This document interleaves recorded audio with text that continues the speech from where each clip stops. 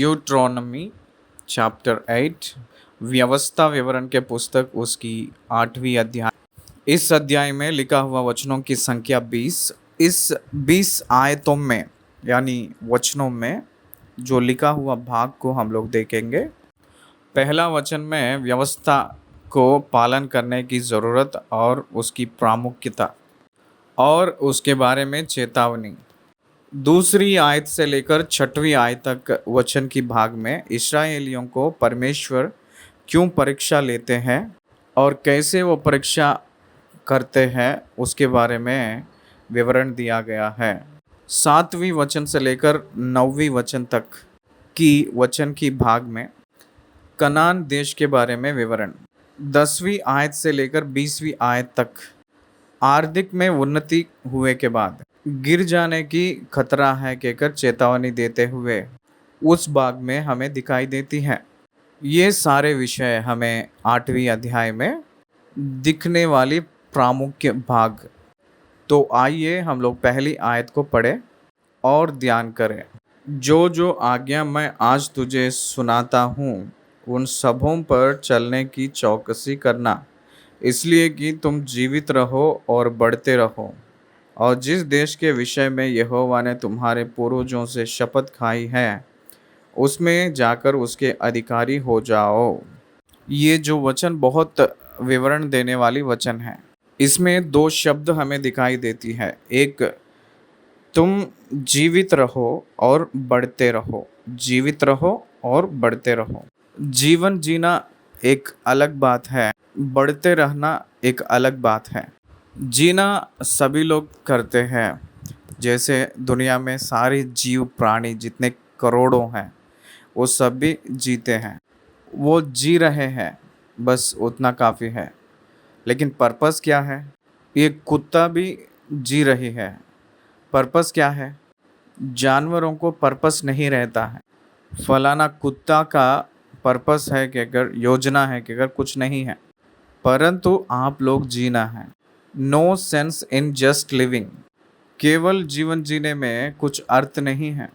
अगर आप लोग उत्पत्ति के पुस्तक पहली अध्याय उसकी 27 और 28 वचनों को ध्यान देंगे तो परमेश्वर यहोवा मनुष्यों को बनाने के लिए सोचे थे, तब वो क्या विवरण दिए थे वहाँ। परमेश्वर ने उनको आशीष दी। परमेश्वर ने उनको आशीष देकर आप लोग फूलो फलो बढ़ो और पृथ्वी में बढ़ जाओ कहे थे, और उसको अपने वश में कर लो कहकर कहे थे, और पृथ्वी पर सबको जंतुओं पर अधिकार रखो कहकर कहे थे। मनुष्य किस रीति से बना है उसी रीति से रह जाना वो खुशी की बात नहीं है, वो आशीष की बात नहीं है। एक अभी बच्चा जन्म हुआ है, जो जन्म हुआ था कुछ दिन तक देखा जाए तो वो जैसे जन्म लेते समय जैसे वो बाहर आकर जैसा था वैसे ही अगर महीने बीत गए तो भी वैसा ही रहे, तो कौन सी माता पिता उसको देखकर खुश होते हैं?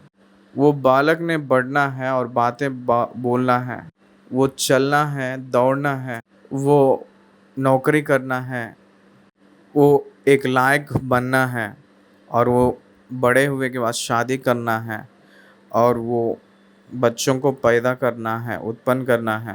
आर्थिक रीति से वो बढ़ना है, कितने कितने प्रकार की दिशाओं में वो बढ़ना है। सामाजिक रूप में बढ़ना है, मानसिक तौर से बढ़ना है, शारीरिक तौर से बढ़ना है, आत्मिक जीवन में बढ़ना है। अगर ऐसा नहीं बढ़ेगा तो उस व्यक्ति के ज़रिया कुछ भी लाभ नहीं है, प्रयोजन नहीं है। इसलिए प्रभु हमें केवल जीना है कहकर नहीं कह रहे हैं, जीना है और बढ़ना भी है। इसलिए परमेश्वर हम लोगों को सिर्फ जीने के लिए नहीं कह रहे हैं, बढ़ने के लिए कह रहे हैं। Yes, it is the heart of a parent. एक पिता के मन से भी, एक माता के मन से भी परमेश्वर का मन महान है। माता पिता केवल मन ही रहकर रहते हैं, सारी शक्ति उनके पास नहीं रहेगा, सब कुछ सुविधाएं उन लोगों के पास नहीं रहेगा। लेकिन परमेश्वर को वैसा नहीं है, सारी ज्ञान और सब कुछ सामर्थ्य उनके पास होता है।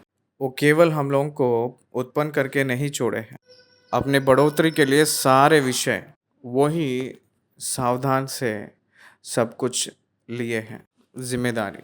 ये कितना आश्चर्यजनक की बात है मेरे प्रिय भाई और बहन। परमेश्वर ने व्यवस्था को क्यों दिए हैं कहकर आपकी सोच है। उन लोगों को आज्ञा क्यों दिए हैं, केवल जीने के लिए ही नहीं, बढ़ने के लिए भी। एक व्यक्ति संपूर्ण मनुष्य के रूप में आने के लिए, बनने के लिए आज्ञाएं बहुत ज़रूरी होता है। आज्ञाएं ब्रेक्स के समान हैं। आज्ञाएं स्पीड ब्रेकर्स के समान हैं। आज्ञाएं एक्सेलेटर के समान हैं। क्या आपको समझ आ रहा है? कुछ संदर्भ में आज्ञाएं एक्सेलेटर के समान हैं।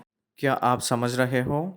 कुछ संदर्भ में उस आज्ञाएं हम लोगों को पाप ना करने के लिए रोकती हैं और धर्म करने के लिए वो एक्सेलेटर्स के समान काम करता है। बहुत तेज़ी से दौड़े के जैसा करते हैं उस आज्ञाएं हमें। अपने पैरों को पाप की तरफ दौड़ने के लिए ब्रेकर्स के समान आज्ञाएं रहे तो धर्मी मार्ग में दौड़ने के लिए हम लोगों को एक्सेलरेटर्स के समान आज्ञाएं हैं। जीवन भर पूरा आज्ञाओं को पालन करना है। मंच जीवन जीने के लिए, अच्छा जीवन जीने के लिए कारण होता है। समृद्धि जीवन का कारण होता है। परीक्षाएं वो कुछ काल ही तक रहता है, लेकिन उस परीक्षाओं में से जो हम लोग पाठ सीखते हैं वो निरंतर रहती हैं। इसीलिए परमेश्वर परीक्षा के पाठों को सिखाते हैं, परीक्षाओं में ले जाती हैं। कारण ये है कि उनकी आज्ञाओं के प्रामुख्यता हम लोग समझना है। उसकी आज्ञा के प्रामुख्यता हमें समझना है। उस आज्ञाओं में रहा हुआ आशीष हम लोग पाना है कहकर परमेश्वर की चाहत है। इस्राएलियों को व्यवस्था इसलिए दिया गया है। पहला आयत में, और जिस देश के विषय में यहोवा ने तुम्हारे पूर्वजों से शपथ खाई है उसमें जाकर उसके अधिकारी हो जाओ। देश में जाना बहुत अचंभ नहीं है। देश को अपनाना ही उसमें ही असली आशीष है। जीने में कौन सी आशीष है? वृद्धि होने में है असली आशीष। देश में प्रवेश करना कुछ अचंभा नहीं है, लेकिन देश में प्रवेश करके वृद्धि होना वो अचंभ की काम है।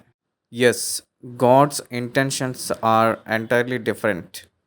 अपने बारे में उनका उद्देश्य बहुत प्रत्येक रूप में रहता है, अत्यधिक रूप में दिखाई देती है।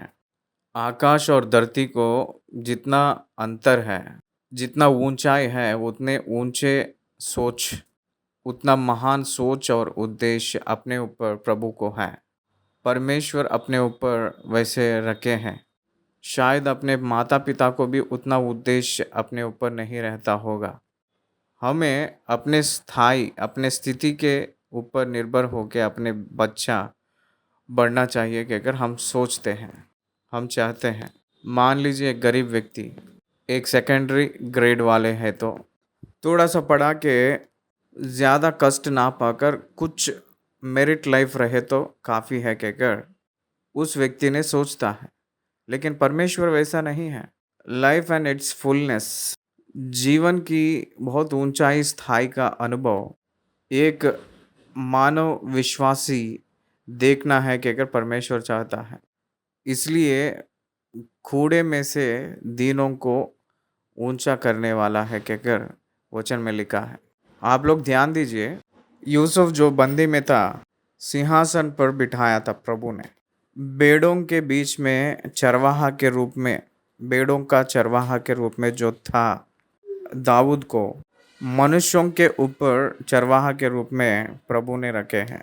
जो भेड़ों को चराने में ईमानदारी था जो मूसा ने, उसको ले आकर इस्राएलियों को चराने के लिए एक महा मनुष्य की झुंड को, बहुत जनता के एक झुंड को ईमानदारी के रूप में जो रहे थे, उन सभी को बहुतायत से आशीषित करते हुए परमेश्वर ने लाया है।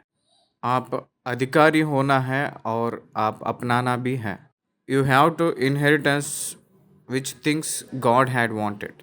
परमेश्वर जो कार्य आपको करने के लिए कहे थे उसको आप पाना है, अपनाना है। अपनाना है कहकर जो शब्द है उसी में लड़ना है। उसको अपनाना है कहकर जब आप मन में सोचेंगे तब आप लड़ना शुरू करना है। जय पाना है तब आप उसको अपना पाएंगे। जय का जीवन रहे तब। जय जीवन रहना चाहिए, वही वृद्धि है। विक्ट्री और एजुकेशन, ज्ञान के ऊपर विजय होना चाहिए। बहुत विद्वान बनना है, ज्ञान पाना है। अच्छा से जांच करने वाला होना है, बहुत सामर्थ्य के रूप में होना चाहिए। आनंद के रूप में ज्ञान को अपनाना है। Day by day it was increase in the Lord. आपके हृदय में दिन बर दिन आनंद वृद्धि होना चाहिए। समाज में दिन बर दिन आपका नाम और आपका बड़ाई का झंडा लहरना चाहिए। That is the will of God for you. कोई भी पुत्र नाश होना है कहकर, निकम्मा होना है कहकर कोई पिता नहीं चाहता है। जब बुरे पिता होकर हम ही लोग अपने बच्चों के लिए ऐसे चाहते हैं तो अच्छा परमेश्वर उससे भी बढ़कर चाहता है ना। जो जो आज्ञा मैं आज तुझे सुनाता हूँ उन सबों पर चलने की चौकसी करना। The secret is following the commandments of God. Success आना चाहिए तो follow the principles of God. सोते समय जागते समय इस आज्ञाओं को पालन करना है। कमांडर के कमांड्स प्रॉपरली रिसीव करना है। कम्युनिकेशन में एक बात कहते हैं, 80% of your thoughts which you received every day. हर दिन आपके मस्तिष्क में जो पाते हैं, जो भी सोच, उसमें 80% उल्टा के रूप में ही सोचने का सोच। 95% थॉट्स रिपीटेड थॉट्स ही आएंगे, ओनली 5% फ्रेश एंड गुड। इसलिए check your thoughts, find out your thoughts for the scriptures. वचन में से आपकी सोच आए जैसे आप बना लेना चाहिए। उसके लिए आज्ञाएं थॉट्स के रूप में रहना है। परमेश्वर की सोच आज्ञा ही है। हम लोग अपने बेस्ट के लिए सोच क्या है पता है? परमेश्वर की आज्ञाएं हैं। अगर हम लोग रेगुलर फॉलो होंगे तो हम लोग टॉप पोजीशन में रहते हैं। परमेश्वर को वो बात पता है, इसलिए वो रिटर्न किए हैं। The more you follow you God's word you will reach the highest. आप एक महान स्थिति में पहुंचोगे। इसलिए परमेश्वर के वचन को बहुत अत्यधिक रूप में सुनकर उसको सीखकर पालन करना है। एक मसीह वचन में, नया नियम में मसीह के स्वरूप को जो दिया गया है उस आज्ञाओं को पालन करना है, क्योंकि वो हमें स्वतंत्र किए जैसे करती है और वृद्धि करती है। दूसरी वचन बहुत गंभीर रूप की वचन है, बहुत बहुत सोचने के विषय है। और स्मरण रख कि तेरा परमेश्वर यहोवा उन 40 वर्षों में तुझे सारे जंगल के मार्ग में से इसलिए ले आया है कि वह तुझे नम्र बनाए और तेरी परीक्षा करके यह जान ले कि तेरे मन में क्या क्या है और कि तू उसकी आज्ञाओं का पालन करेगा या नहीं। स्मरण रख, इसका मतलब don't forget. Remember your walk in the wilderness every time. आप जंगल में चले थे, उस अनुभव को तूने कभी भी भूलना नहीं और उसको याद करते रहना, क्योंकि वो सब परमेश्वर आपको दिया है। क्योंकि आप वचन की आज्ञाकारिता होंगे या नहीं कहकर परीक्षा किए हैं, तो उस आज्ञाओं को आज्ञाकारिता होगा या नहीं कहकर परीक्षा करके। परीक्षा का मतलब गॉड्स टेस्ट नॉट टेम्प्ट्स। परमेश्वर परीक्षा कहकर जो शब्द है वो जांचने के लिए। परमेश्वर कभी भी कोई नर को बहुत परेशान नहीं करता है। कोई भी मनुष्य ने परमेश्वर के वजह से मैं परेशान उठा रहा हूँ कहकर नहीं कहना है। God never tempts only tests. परमेश्वर कभी भी परेशान नहीं करता है, करवाता है। परीक्षा पाप करने के लिए वो उत्तेजित करती है और परीक्षा विजय की तरफ ले जाती है। दोनों शब्द एक ही जैसा लग रहा है लेकिन अंतर समझना है। टेम्पटेशन टेस्ट इंग्लिश में है तो स्पष्ट रूप में पता चलेगा। इसलिए आप उस आज्ञाओं को मानोगे या नहीं कहकर जो परीक्षा कहाँ लगाए हैं पता है? आपके हृदय में परमेश्वर के अधीन होंगे या नहीं पता करने के लिए जंगल में रखे थे, क्योंकि जंगल में भूखा, जंगल में प्यासा, जंगल में धूप, जंगल में दुख, उसमें रखे थे टेस्ट। वैसे टेस्ट करने के लिए परमेश्वर 40 साल लिए थे। First generation failed and died, second generation उन्हीं में से आए हैं। इसलिए जंगल की यात्रा को कभी भी भूलना नहीं है, क्योंकि वो परीक्षा का काल है। 1 साल पढ़ा हुआ व्यक्ति को फाइनल एग्जाम्स कितनी देर रहता है? इंटरमीडिएट पढ़ने वालों को 5 सब्जेक्ट्स रहता है। 5 एग्जाम्स, 5 इंटू 3 15 घंटे परीक्षा होता है। सो इंटरमीडिएट पढ़ने का 1 साल भर पढ़े तो, एक एक जूनियर और सीनियर पढ़े तो परीक्षा हावर्स ओनली 15 हावर्स है। पूरा महीना महीना पढ़ा हुआ कुछ घंटों में लिखना है, कुछ घंटों में परीक्षा लिया जाता है। इसलिए परीक्षा का काल बहुत अल्प है, लेकिन सीखने का और अनुभव करने का बहुत ज़्यादा काल है। इसलिए जो क्या आपने सीखे हैं वो परीक्षा में ही पता चलेगा। परमेश्वर भी परमेश्वर की बात सुनते हैं या नहीं कहकर परीक्षा करते हैं। क्या आप समझ रहे हैं? आपको जो आ रहा है कष्ट, समस्याएं, गॉड्स टेस्ट्स, परमेश्वर ने परीक्षा रख रहा है। हर एक पद को पाने के लिए परीक्षा ही निर्भर है। हर एक पद, बिना परीक्षा से पद पाए तो वहाँ वो स्थिर नहीं रह पाएगा, वो गिर जाएगा। दाऊद की विजय का कारण दाऊद जो पाया है परीक्षा, सुलेमान की पतन, गिरने का कारण सुलेमान की परीक्षा ही कारण है। There was no tests for someone, no test for Solomon. सुलेमान को सब एदेन वाटिका की एक्सपीरियंस है। ब्यूटीफुल थिंग परमेश्वर विस्तार रूप में दे दिया है सुलेमान को। आखिरी में देखे तो सुलेमान परमेश्वर के मंदिर को बनाकर उस परमेश्वर की महिमा को, सारे जगत में सबसे ऊपर ज्ञान पाया हुआ व्यक्ति सुलेमान है। मूर्ति की पूजा करके परमेश्वर से दूर हो गया था। मेरे प्रिय भाई और बहन, परमेश्वर आपको परीक्षा करता है। आपकी आशीष के लिए, आपकी पद के लिए परमेश्वर आपको परीक्षा करता है। परमेश्वर ने आपको धर्मी के रूप में बनाने के लिए परीक्षा करता है। परमेश्वर बहुत परीक्षाओं के बीच में से सेवक उसके दास को चलाते हैं। वो उन लोग ग्रहण किए तो अच्छा है। तीसरी आयत, उसने तुझको नम्र बनाया और भूखा भी होने दिया। फिर वह मन्ना जिसने तूने तेरा पुरखा ही जानते थे, वही तुझको खिलाया, इसलिए कि वह तुझको सिखाया कि मनुष्य केवल रोटी ही से नहीं जीवित रहता, परंतु जो जो वचन यहोवा के मुंह से निकलते हैं उन्हीं से वह जीवित रहता है। यहाँ एक बात कहना है कि परमेश्वर ही भूखा होने दिया और परमेश्वर ही उसको नम्र बनाया। ये कैसा रहता है?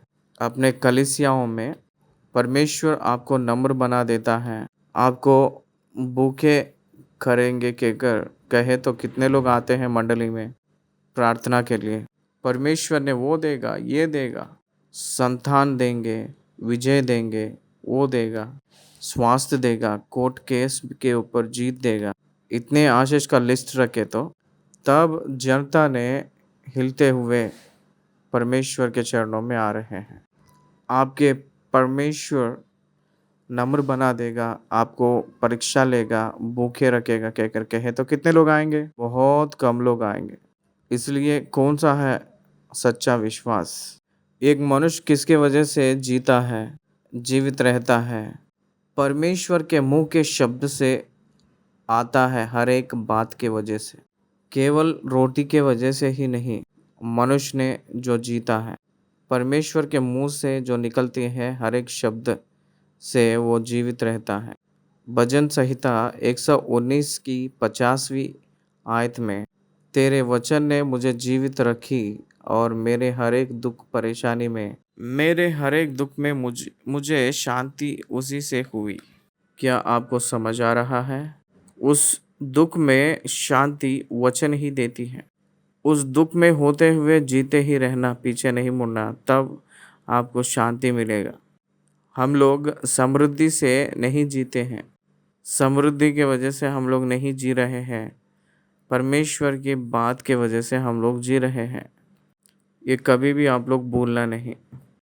परमेश्वर ने उसको नम्र बनाकर आज्ञा दिया है। परमेश्वर ही परीक्षा में लेकर गए हैं। परमेश्वर ही परीक्षा में लेकर गए थे आपको और मुझे। परमेश्वर ने नम्र बनाकर भूखा और प्यासा रखा है।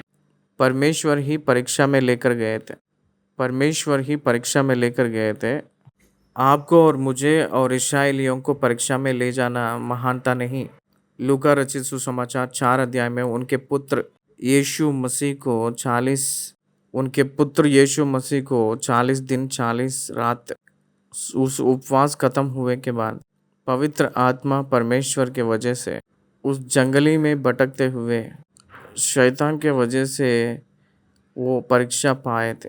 शैतान के वजह से जो परीक्षा लेने के लिए जो गया है, परीक्षा पाने के लिए यीशु मसीह को उठा के लेकर गया हुआ है, वो पवित्र आत्मा परमेश्वर है। This is the right teaching. यही अच्छा प्रचार है, सही प्रचार है। आपके परमेश्वर आपको शैतान से परीक्षा लेने के लिए वही लेकर जाएंगे। आयुब के एग्जाम्पल हम लोग कभी भी भूलना नहीं। यीशु मसीह के एग्जाम्पल हम लोग कभी भूलना नहीं। यूसुफ के एग्जाम्पल हम लोग कभी भूलना नहीं। यूसुफ को देखे कैसे परीक्षा में लेकर गए हैं। वो पूरा बंदी गृह के तरफ खींच कर लेकर गया था। उस बंदी गृह के तरफ खींच के लेकर गया था उसकी परिस्थिति, परंतु सिंहासन की तरफ परमेश्वर ने लेकर गया है।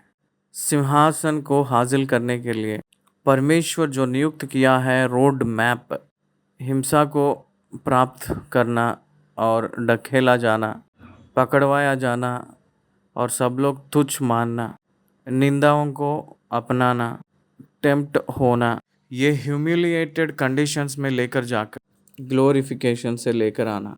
परमेश्वर ने महिमा में लेने के लिए पहले क्रूज पर ले लिए थे।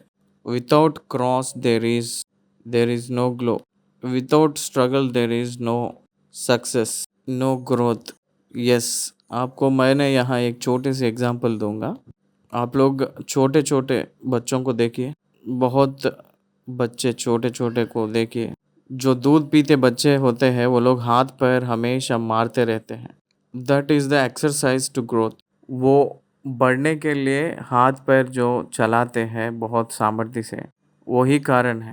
वो लोग धरती पे वो लोग रेंगते हैं ना, ये उन लोगों की ग्रोथ को काम आती है। मेरे प्रिय भाई और बहन, परमेश्वर आप आधीन होंगे या नहीं उनको कहकर परीक्षा लेते हैं। यीशु मसीह भी 3 परीक्षा को सामना करके वचन के द्वारा वो सामना किए थे। उनके परीक्षाएं लूका रचित सुसमाचार 4 अध्याय पे देखिए। वचन में आप पढ़िएगा, उसमें वो परीक्षाएं दिखाई देती है जो मैंने आपको बताया था। यीशु मसीह को भोजन के लिए परीक्षा लिया गया है। यीशु मसीह परमेश्वर के पुत्र है कहकर अपने आप को सबूत दिखाने के लिए परीक्षा लिया है। कूदे तो दूतों ने संभालेंगे कहकर कहा था शैतान ने। शैतान ने वचन के अंदर से आपको परीक्षा लेता है। विश्वासियों ने जो गिर जाते हैं वो वचन के वजह से परीक्षा लेते हैं, तो उसी समय गिर जाते हैं बहुत सरल रूप में।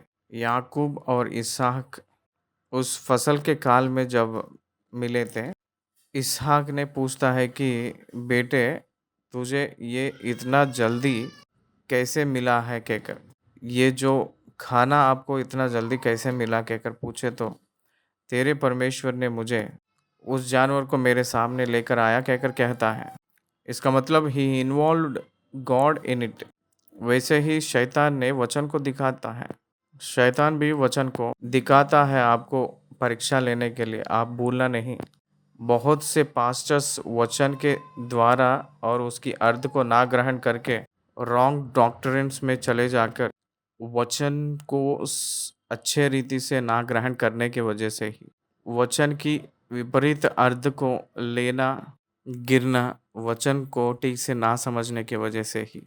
इसलिए एक अविश्वासी से भी वचन ना समझकर गिरना बहुत गंभीर रूप में रहता है, उस व्यक्ति महापापी के रूप में रहता है।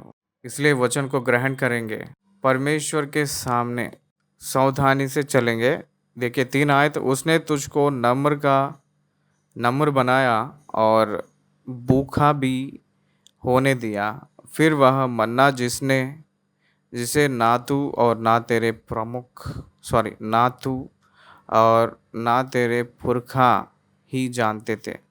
यहाँ देखे तो परीक्षा तो किए थे, लेकिन उसके बाद मन्ना को खिलाए थे। एक बात याद रखिए, इस्राएलियों ने मन्ना को पाकर परमेश्वर के ऊपर कुड़कुड़ाए थे। God's provision is always best. परमेश्वर जो देते हैं हम लोगों को सुविधाएं, हमेशा टॉप एंड बेस्ट अच्छा होते हैं, लेकिन हम लोग दूसरे लोगों से और दूसरे लोगों को तुलना करके हम लोग मना कर देते हैं। Don't compare the source of God with someone. परमेश्वर जो देते हैं उसको तुलना करके नहीं रहना है, कहकर रोमियो के पत्र बताया गया है। मैं भी प्रभु के नाम से आपको अनुरोध कर रहा हूँ। परमेश्वर आपको आपके बाप दादा लोग भी जो नहीं जानते, पुरखा लोग नहीं जानते हैं, उस मन्ना को देकर तृप्त किया है। क्या आप जानते हैं स्वर्ग में स्वर्गदूतों की भोजन जो कहा गया है मन्ना, ह्यूमन जनरेशन्स में विल्डरनेस में जो है उन्हीं लोगों को केवल मिला है। केवल जंगल में रहे थे उन्हीं लोगों को मिला है। एक पीढ़ी वाले उसको खाए थे। अविश्वास के वजह से स्वर्गलोक में से जो आया हुआ मन्ना उसको खाकर भी वो लोग मर मिटे थे। दूसरी पीढ़ी के इस्राएली लोग भी उसी में थे, वो लोग भी खाए थे। वो लोग कनान देश में प्रवेश होकर पहले फसल जो किए थे, वो जब तक आया नहीं तब तक मन्ना बरसते रहा था उन लोगों के लिए। फर्स्ट क्रॉप वो लोग भोजन खाए से तब फर्स्ट क्रॉप उन लोग जब उन लोगों के हाथ में फसल आई थी, भोजन मिला था, परमेश्वर ने मन्ना को रोक दिए थे। वो जनरेशन कितने आशीषमय हैं, एक बार समझना चाहिए। एक एक जनरेशन बहुत ब्लेस्ड जनरेशन है। एक तरफ देखा जाए तो कष्ट उठाने वाले जनरेशन के रूप में दिखाई दे रही है, और प्रोविजन भी पाया हुआ जनरेशन के रूप में दिखाई दे रही है। परमेश्वर केवल कष्ट को ही देकर नहीं छोड़े थे, प्रोविजन भी दिए थे। उसको जो ज़रूरत है सुविधाएं वो भी दिए थे प्रभु ने। अपना परमेश्वर कभी भी हाथ छोड़ने वाला नहीं, उसका सुलझाव दिखाने वाला परमेश्वर है। 40 इयर्स वो मन्ना से अपने पोषण किए थे इस्राएलियों को। उतना ही नहीं, और भी कुछ अद्भुत कार्य किए थे। वो ये है कि इन 40 वर्ष में तेरे वस्त्र पुराने ना हुए। 40 वर्ष वो लोग जो पहने थे वो वस्त्र कभी भी पुराने नहीं हुए थे। जैसे नया कपड़ा जैसा रहता है वैसे ही है। अगर अपने जीवन को देखें तो 1 साल अगर हम लोग इस्तेमाल करेंगे तो बस पुराना हो जाता है, कपड़े पूरा फट जाती है। लेकिन उन लोग जो इस्तेमाल किए थे वो वस्त्र कभी भी पुराना नहीं हुआ था। Is it not a great miracle 40 years? एक शर्ट एक पैंट 40 साल तक रहने का मतलब वो कितनी महान की अद्भुत कार्य है। किस प्रकार की अद्भुत कार्य है सोचिए। और तेरे तन से भी नहीं गिरे और ना तेरे पाँव फूले। विल्डरनेस में जो पैदल प्यादे ऊंचे नीचे में चलना, ऊंट कटारे खांटों में चलना, पेड़ों के बीच में होते हुए चलना, ठीक से जो मार्ग नहीं है उस जगहों पे चलना, लेकिन पैर तो फूला नहीं। परमेश्वर ने परीक्षा के साथ प्रोविजन भी देते हैं। एक कष्ट दिए तो उससे हटते हुए एक महान मार्ग भी दिए हैं, देते हैं। परमेश्वर उतना महान है। फिर अपने मन में यह तो विचार कर कि जैसा कोई अपने बेटे को ताड़ना देता है, वैसे ही तेरा परमेश्वर यहोवा तुझको ताड़ना देता है। इसलिए अपने परमेश्वर यहोवा की आज्ञाओं का पालन करते हुए उसके मार्गों पर चलना और उसका भय मानते रहना। एक पिता ने एक बेटा को जैसे ताड़ना देता है, उस रीति से। इसका मतलब कोई भी पिता अपने बेटा नष्ट होना है कहकर ताड़ना नहीं देता है। वो बढ़ना है, वो आशीषित होना है कहकर सज़ा देता है। वो आशीषित होना है, वो प्रयोजक होना है, वो लायक होना है कहकर हर एक पिता अपने पुत्र को सज़ा देते हुए आते हैं। उस प्रकार के रूप में तुझे सज़ा में यानी ताड़ना में लेकर गए थे, ना कि आपको सज़ा नहीं दिए हैं कहकर तू जानने के लिए।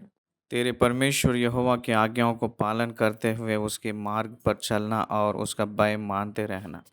आज्ञाओं को पालन करते हुए हम लोग चले तो ताड़ना शुरू हुआ है। अगर आप लोग मिलिट्री को और सिविलियन को अंतर क्या है मैं आपको बताऊंगा।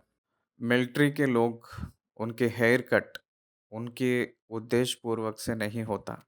उन लोग जो लेते हैं डाइट मिलिट्री में, युद्ध में जो ट्रेनिंग में रहते हैं, उन लोगों को उनके उद्देश्य से डाइट उनकी इच्छा नहीं होता है। उन लोग जो देते हैं डाइट उसी को लेते हैं, ना कि वो अपने इच्छा के अनुसार। जो वो लोग को ज़रूरत है वही दिया जाएगा, ना कि वो जो चाहते हैं वो नहीं दिया जाता है। इसलिए सज़ा मिलिट्री में जॉइन हुए लोग एक सिविलियन प्रकार के रूप में रहता है। मिलिट्री का ट्रेनिंग पूरा करके जब बाहर निकलता है, उस समय सिविलियन कैसे रहता है, फिजिक्स से लेकर, एटीट्यूड से लेकर, फिटनेस से लेकर सब कुछ बदलाव देख सकते हैं। जैसे एक सिविलियन डिसिप्लिन के रूप में रहता है, you can easily identify a military person. It is very easy to identify. उसको पहचानना बहुत सरल रूप में पहचान सकते हैं। सुशिक्षित सैनिक है, किस रीति से सामान्य लोगों से भिन्न रूप में दिखाई देते हैं, उस रीति से दिखाई देता है मसीह वाला। उस प्रकार की जीवन उसके जीवन के द्वारा, उसकी व्यवहार के द्वारा वो दिखाई देना, प्रकट करना। एक व्यक्ति को हम लोग अंदाज़ डाल सकते हैं कि उसके व्यवहार के ज़रिए, उसके बिहेवियर के द्वारा, ऑर्गेनाइज़ेशनल बिहेवियर कहकर एमबीए में एक टॉपिक रहता है। एक ऑर्गेनाइज़ेशन बिहेवियर करने के विधि के अनुसार उस ऑर्गेनाइज़ेशन की सक्सेस रहेगा। इस संदर्भ से मैंने एक बात आपसे कहूँगा। मैंने चौरलेट कार को इस्तेमाल किया हूँ। वो चौरलेट कार की इंजन कोई भी ट्रबल ना होकर काम करती है। 75,000 मैंने घूमा था। जब मैंने सर्विसिंग के लिए गया था, उस समय वहाँ के मैकेनिक्स ये कहे थे कि Chevrolet company recalled the engine. Chevrolet company particular model में 75,000 किलोमीटर्स घूमे के बाद मिनिमम ये प्रॉब्लम्स जो हमें दिखाई दी हैं, वो इंजन को रिकॉल करने के लिए कहे थे। इंजन्स रिकॉल करने के लिए कहे थे। इसका मतलब वो लोग वापस लेकर नया इंजन्स फिर दे दिए थे। क्या आप समझ रहे हो? क्यों कहकर पूछे तो उस कंपनी की प्रतिष्ठा, उसकी कंपनी का कमिटमेंट। परमेश्वर भी अपने बच्चों के ऊपर प्रतिष्ठित जीवन जीने के लिए चाहते हैं।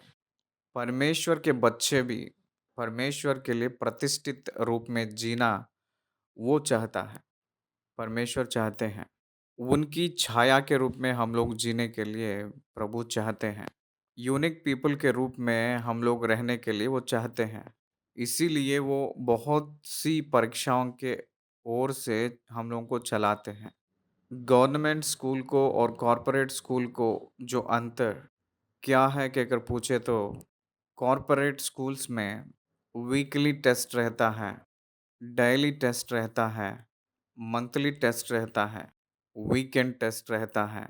लेकिन गवर्नमेंट स्कूल्स में क्वार्टरली, हाफ ईयरली, एनुअली सिर्फ ये 3 परीक्षाएं रहता है। इसलिए कितने परीक्षा रहे तो उतना निश्चित होते हैं। इसलिए परमेश्वर हर दिन परीक्षाओं में से होते हुए तुझे चलाता है। इसको आप पहचानना है, इसलिए आज्ञा को रखे थे प्रभु ने।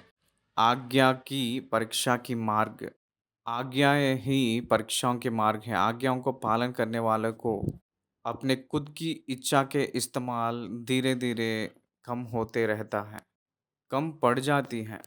अपने खुद की बातें, खुद की ज्ञान इस्तेमाल करके नहीं चल पाओगे। उनकी आज्ञा के प्रकार चलना पड़ेगा। ये आप कभी भी भूलना नहीं, क्योंकि तेरा परमेश्वर यहोवा तुझे एक उत्तम देश में लिए जा रहा है। आपके परमेश्वर आपको उत्तम देश में ले जा रहा है। कारण यह है कि आप परमेश्वर के भय मानते हुए चल रहे हैं, इसलिए भय मानकर चल रहे हैं। इसलिए परमेश्वर की भय ना मानकर कोई भी उत्तम देश में रह नहीं पाएगा। इसका मतलब देश के अंदर जो रहा है उत्तम, उसको अनुभव नहीं कर पाएगा। कनान देश के उत्तम को अनुभव करना है तो आप परमेश्वर के भय मानकर चलने वाले बनना है। आप परमेश्वर की भय मानकर चलने वाला के रूप में रहे तो उस देश के अच्छे फल सब तूने अनुभव करेगा। कहकर हम लोग जानना चाहिए किस प्रकार के देश है वो, जो जल की नदियों का और तराइयों और पहाड़ों से निकले हुए गहरे गहरे सोतों का देश है। प्लेंटी ऑफ वाटर, उत्तम भूमि को अद्भुत रीति से जल मिले तो क्या होगा, बहुतायत से फसल देती है। God's combinations are such. एक फसल भूमि को अच्छा से फसल दिए जैसे परमेश्वर करेगा। फिर वह गेहूं जो दाखलताओं, अंजीरों और अनारों का देश है, और तेल वाले जैतून और मधु का भी देश है। क्या आपको समझ में आ रहा है वो देश का महानता क्या है? परमेश्वर समृद्धि का देश को उनके बच्चों को दे सकता है। देने के सामर्थ्य परमेश्वर के पास है। उसको अनुभव करने के लिए हम लोग उसकी आज्ञाओं को मानना है। आज मसीह वाले गरीब के रूप में रहने के लिए, दरिद्रता में रह जाने के लिए, दुर्बल के रूप में रह जाने का, विफलता होने के लिए, असफल होने के लिए और उधार में रहने के लिए कारण यह है कि आज्ञाओं को नहीं मानना, परमेश्वर की वचन की सामर्थ को ना समझना। मेरे प्रिय भाई और बहन, सब आशीष को कमाकर, सारी आशीष को कमाने की सामर्थ्य परमेश्वर ही देगा। आप में इनबिल्ट कैपेबिलिटीज रखकर वो बेचता है। उसको समझकर, उसको निकाल कर इस्तेमाल करने वाले आशीषित होते हैं। उस देश के बारे में बात करते हुए और भी कहता है, उस देश में अन्न की महंगी ना होगी और उसमें तुझे किसी पदार्थ की घटी होगी, और ना उसमें तुझे किसी पदार्थ की घटी होगी। लोगों के हृदय में ही घटियां रहता है, देश में घटी नहीं है। परमेश्वर की सृष्टि में घटी नहीं है। उसको इस्तेमाल करके वृद्धि करने के विषय में मनुष्य में ही घटी रहा है। The trouble is in you, not anywhere. मेरे प्रिय परमेश्वर के संतान, समस्या मनुष्य के हृदय में ही, परमेश्वर के सृष्टि सबको एकता में ही है। परमेश्वर जो दे रहे हैं दिन सबको एकता में ही है। परमेश्वर जो दिया है कानून वो सबको एकता में ही है। लेकिन मनुष्यों ने उसको इस्तेमाल करना और ना इस्तेमाल करना इस विषय के ऊपर निर्भर है। और ना उसमें तुझे किसी पदार्थ की गति होगी। आपको कोई किस प्रकार की गति ना हुए, जैसा डिज़ाइन किया गया है वो वहाँ के पत्थर लोहे के हैं और वहाँ के पहाड़ों में से तू तांबा खोद कर निकाल सकेगा और तू पेट भर खाएगा। और उस उत्तम देश के कारण जो तेरे परमेश्वर यहोवा तुझे देगा उसे धन्य मानेगा। हम लोग एटमोस्ट पॉइंट पे आ चुके हैं। हम लोग उसे धन्य मानना। आपके परमेश्वर यहोवा आपको जो दे रहे हैं उस देश के कारण आपने परमेश्वर की धन्य मानना। परमेश्वर तुझे दे रहा है वो विश्राम की वजह से आप परमेश्वर को धन्य मानना।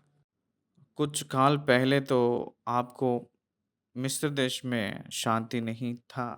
परमेश्वर जो दिया है आशीष और उस ऐश्वर्य के वजह से परमेश्वर को धन्य मानना, क्योंकि कुछ काल पहले मिस्र देश में आपको आशीष नहीं था, आपको वहाँ शांति नहीं था। कुछ काल पहले आपको ठीक से भोजन नहीं था, लेकिन इस समय तो सब समृद्धि अनुभव कर रहा है। परमेश्वर ने जो दिया है इस देश के वजह से परमेश्वर को स्तुति करना है। देश को पूजा करना नहीं, परमेश्वर को पूजा करना है। देश परमेश्वर की वजह से दिया गया है। इसलिए मनुष्य कहाँ भटक गया है, परमेश्वर के स्थान को मूर्तियों को देना आरंभ किया था। परमेश्वर को पिता के रूप में मानना चाहिए था, लेकिन धरती को पिता के रूप में मानने लगा। उस स्थिति में पहुंच गया है इंसान ने। क्या आप समझ रहे हो? धरती को अपने माँ के समान उसकी सृष्टिकर्ता के रूप में वो मानता है। ये धरती मनुष्य को इस्तेमाल करने के लिए परमेश्वर मनुष्य को सृजन करके दिए थे, लेकिन मनुष्य ने ये धरती ही मुझे पैदा की कहकर सोचता है। इसलिए भूमाता, भूदेवी कहकर कहते हैं लोग। मेरे प्रिय परमेश्वर के संतान, परमेश्वर के स्थान को हम लोग सृष्टि को दे रहे हैं। यही हम लोग जो कर रहे हैं बहुत बड़ा गलत। परमेश्वर के स्थान को परमेश्वर को ही देना सीखना है। तब हम लोग परमेश्वर जो देते हैं उत्तम देश, उसमें हम लोग निवास करेंगे। उत्तम देश कब हुई थी वो? क्या वहाँ जो मिलता है उस सुविधा के वजह से उत्तम देश है क्या? वहाँ के लोग अच्छे रहने के कारण वो अच्छा देश हुई है क्या? देश में गति नहीं है, मनुष्यों में ही गति है। आज देखिए क्रूयल्टी बढ़ गया है। आज देखिए सोशल मीडिया पूरा हिंसा, हर जगह हिंसा हिंसा हो रहा है। अश्लीलपन, अपवित्रताई, झूठ, ये कौन है कहकर पूछे तो सारे मनुष्यों में, फलाना सेट ऑफ पीपल कहकर नहीं कह सकते, सारे मनुष्य में ये अश्लीलता, ये हिंसा सब कुछ है। मेरे प्रिय परमेश्वर के संतान, परमेश्वर ने आपको एक अच्छे उत्तम देश में प्रवेश कर रहे हैं। हम लोगों को कहते कि धन्य कहने के लिए, तो हम लोग धन्य कहना सीखेंगे। परमेश्वर जो किए हैं उस भलाई के लिए हम लोग उसकी स्तुति करना सीखना है। परमेश्वर जो दिया है उस वचन के वजह से परमेश्वर को स्तुति करना हम लोग सीखें। परमेश्वर जो किया है हर एक सामर्थ्य के वजह से परमेश्वर को स्तुति करना हम लोग सीखें। ये हमें एक आज्ञा है, स्तुति करना, धन्य मानना, compulsory, mandatory. You must praise your God. आपका परमेश्वर को आप आराधना करना ही है। ये है परमेश्वर के वचन हमें सिखा रहा है, बता रहा है। इसलिए सावधान रहना, कहीं ऐसा ना हो कि अपने परमेश्वर यहोवा को बुलाकर उसकी जो जो आज्ञा, नियम और विधि मैं आज तुझे सुनाता हूँ उनका मानना छोड़ दें। ऐसा ना हो कि जब तू खाकर तृप्त हो और अच्छे अच्छे घर बनाकर उसमें रहने लगे और तेरी गाय बैलों और भेड़ बकरियों की बढ़ती हो और तेरा सोना चांदी और तेरा सब प्रकार का धन बढ़ जाए, तब तेरा मन में अहंकार समा जाए और तू अपने परमेश्वर यहोवा को भूल जाए जो तुझको दासत्व के घर अर्थात मिस्र देश से निकाल लाया है। There is a danger in prosperity. अगर जीवन में समृद्धि आए तो पुराना इतिहास भूल जाते हैं हम लोग। मैंने एक व्यक्ति को देखकर बहुत अचंभ हुआ था। मैंने उनकी नाम नहीं बताना चाह रहा हूँ, लेकिन उस व्यक्ति को देखकर मैंने अचंभ हुआ हूँ। उनके स्थान में उनका घर नहीं है। उनके स्थान पे वो निवास करने के वजह से वो अहंकार हो गया था। इस प्रकार के लोग बहुत से लोग हैं। मेरे प्रिय भाई और बहन, परमेश्वर जो देता है उसको पाए के बाद अगर हम लोग घमंडी होकर अहंकारित हो जाएंगे तो that is the terrible condition. सुलेमान भी वैसा ही था ना। परमेश्वर जो दिया है विस्तार रूप की संपत्ति के वजह से वो घमंडी हो गया था। वो हृदय से भटक गया था, मूर्तियों के पीछे हो लिया था। अहंकार अपने जीवन को गिरा देती है, याद रखिए। तब परमेश्वर क्या करता है पता है? और उस बड़े और भयानक जंगल में से ले आया है, जहाँ तेज विष वाले सर्प और बिच्छू है, और जल रहित सूखे देश में उसने तेरे लिए चकमक की चट्टान से जल निकाला। एक क्रिश्चियन रिच पर्सन हुआ है तो, ब्लेस्ड मैन हुआ है तो, भौतिक रूप में, वो अपने खुद से नहीं। यही मसीहत में अति प्रामुख्य की घटना है। मेरी सामर्थ, मेरी बाहुबल, मेरा भाग्य, मुझे ये सब जो किया है, मेरा एजुकेशन, मेरा विजडम, मेरा बिजनेस टेक्निक्स, मेरी इंटेलिजेंस, मुझे इतना की है कि अगर कोई भी मसीह वाला कहे तो वो झूठा है। इसहाक ने खड़े होकर मैं ही महान होने का मैं खुद कारण कहकर कहे तो, यूसुफ ने खड़े होकर इतना महान होने का कारण मैं ही हूँ कहकर कहे जैसा रहेगा। इसहाक ने महान होने का कारण परमेश्वर है। यूसुफ ने सिंहासन को अधिष्ठित करना, उसका कारण परमेश्वर है। दाऊद ने राजा होने का कारण परमेश्वर है।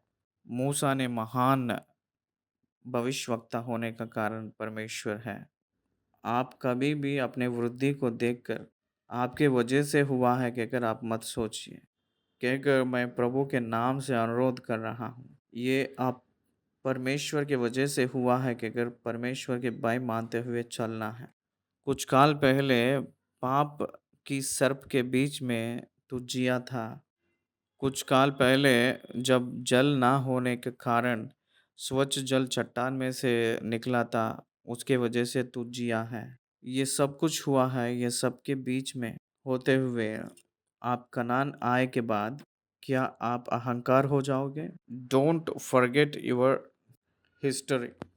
इतिहास भूल जाए तो भविष्य नहीं होगा, भविष्य नहीं है।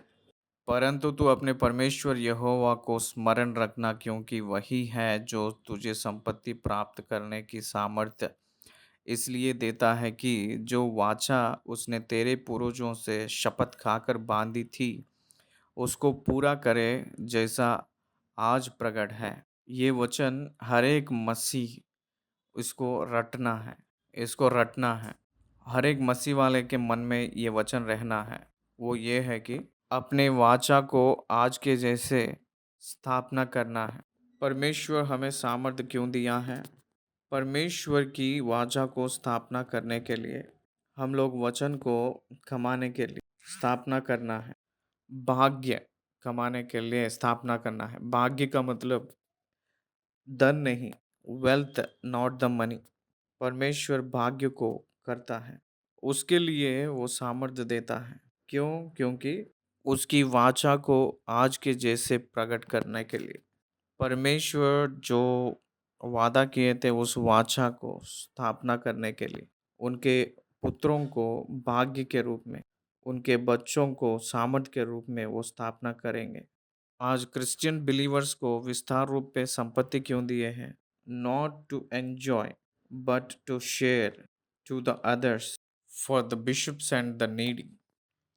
इसलिए परमेश्वर ने दिया है। एक घर बनाने वाला तृप्त नहीं रह रहा है, उसके बाद दूसरा, उसके बाद तीसरा। हर एक घर की ओपनिंग में प्रार्थना रखना है।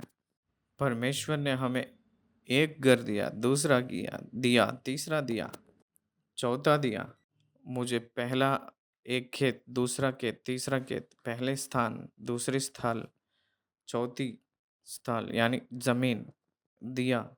मेरे प्रिय परमेश्वर के संतान, वो क्यों दिए हैं कहकर पूछे तो उनकी वाचा को स्थिर करने के लिए, उस वाचा को स्थिर रखने के लिए और भाग्य करने के लिए सामर्थ्य तुझे दिया है।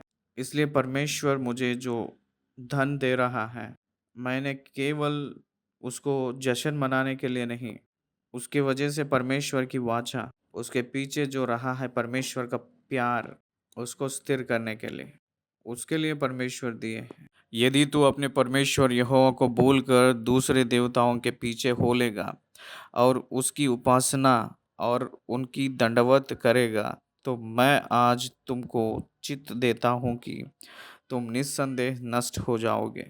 अगर आपकी संपत्ति बढ़ गए के बाद में, अगर आप फिर से परमेश्वर को भूलकर बाकी देवताओं को पूजा किए तो, उसको दंडवत किए तो तुम निस्संदेह नष्ट हो जाओगे। इज़राइल देश ने इस विषय को कई बार अनुभव किए थे। जिस पीढ़ी में उस पीढ़ी वो लोग जो लोग अहंकार हुए थे उन लोगों को नष्ट कर डाले थे प्रभु ने। जिन जातियों को यहोवा तुम्हारे सम्मुख से नष्ट करने पर है, उन्हीं के उन्हीं के समान तुम भी अपने परमेश्वर यहोवा का वचन ना मानने के कारण नष्ट हो जाओगे। आपके सम्मुख जो है 7 जाति, वो लोग प्रभु के बात ना मानने के कारण ही वो लोग नष्ट हो जा रहे हैं। अगर आप लोग भी कनान गए के बाद में आप लोग भी अगर नहीं मानेंगे बात को, तो आप लोग भी उसी प्रकार के रूप में नष्ट हो जाएंगे। कोई भेद नहीं है। ये लोग किस प्रकार के रूप में नष्ट हुए थे, आप लोग भी उस प्रकार के रूप में ही नष्ट हो जाओगे। कोई भी भेद नहीं है। यहाँ प्रामुख्य बात है कि बात मानना। यहाँ प्रामुख्य है कि बात मानना। 7 जाति के लोगों को परमेश्वर ने मौका दिए हैं। उन लोग परमेश्वर की बात ना मानकर मूर्ति का पूजा किए थे। आपको परमेश्वर ने मौका दिया है। आप लोग परमेश्वर की बात ना मानकर मूर्ति की पूजा किए तो आप लोग भी उस प्रकार के रूप में नष्ट हो जाओगे। आप परमेश्वर के पुत्र है कहकर पाप करते रहे तो नाश ही हो जाओगे ना। मैंने परमेश्वर को जान लिया हूँ कहकर जो चाहता है कहता है, वो और भी सावधान से परमेश्वर में बढ़ना है, नहीं तो और भी पाप में गिर जाओगे। तो इसलिए ध्यान देना कि नाश की तरफ आपका कदम जा रहा है। परमेश्वर का बेटा कहकर बेटी कहकर कह रहे हो, क्या आप सेवक कहकर कह ले रहे हो परमेश्वर की, या क्वायर लीडर कहकर बता रहे हो, या कलीसिया के मुख्य व्यक्ति हूँ एल्डर कहकर कह ले रहे हो, या बिशप कहकर कह ले रहे हो, या परमेश्वर के दास कहकर कह ले रहे हो, क्या आप गिरने की ओर जा रहे हो, पाप की ओर जा रहे हो? सावधान। परमेश्वर तुझे कितना आशीषित करना वास्तविक है। अगर परमेश्वर को छोड़े तो भी तुझे गिरने की ओर चलाना भी उतना ही निश्चय है। परमेश्वर कितना प्रेमी है, उतना ही न्याय करने वाला है कहकर आप भूलना नहीं। न्याय परमेश्वर आपके लिए क्रूस पे मृत्यु हुए थे। अपना न्याय अपने क्रूस के द्वारा जो नियुक्त किया है परमेश्वर, आपके ऊपर जो प्यार दिखाया है परमेश्वर, न्याय के वजह से आपको जीने के लिए कह रहे हैं।